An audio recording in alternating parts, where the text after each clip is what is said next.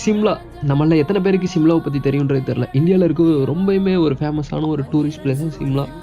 எங்கே பார்த்தாலும் மலைகள், மலை மேலே எப்பயுமே பனி பெய்யாமல் இருந்ததே கிடையாது.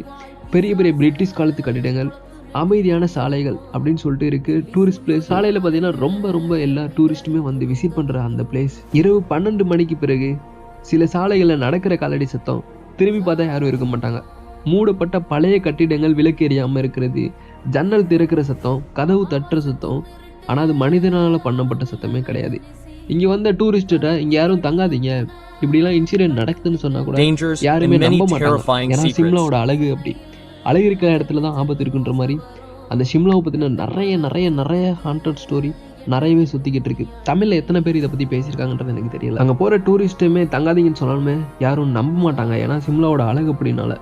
ஆனால் ஒவ்வொரு ஒரு இரவு போதும் அவங்களோட நம்பிக்கையை உடைக்க. அங்கே ஒரு இரவு தங்கினாலே அடுத்து வேணாண்டா இந்த பிளேஸு அப்படின்னு சொல்கிற அளவுக்கு அங்கே நிறைய இன்சிடென்ட் நடக்குது. இன்னைக்கு நம்ம பார்க்க போகிற ஸ்டோரி வந்துட்டு பார்த்தீங்கன்னா சிம்லாவோட அழகை பற்றி நம்ம பேச போகிறதில்ல, அந்த அழகுக்கு பின்னாடி மறைஞ்சிருக்க பெரிய மர்மம், அமானுஷம், இதை பற்றி தான் நம்ம இன்றைக்கி இந்த ஸ்டோரியில் பார்க்க போகிறோம். இதோட ஃபுல் வீடியோ நான் இந்த வீடியோவில் மென்ஷன் பண்ணியிருக்கேன். மறக்காமல் அந்த வீடியோ ஃபுல்லாக செக் பண்ணி பாருங்கள்.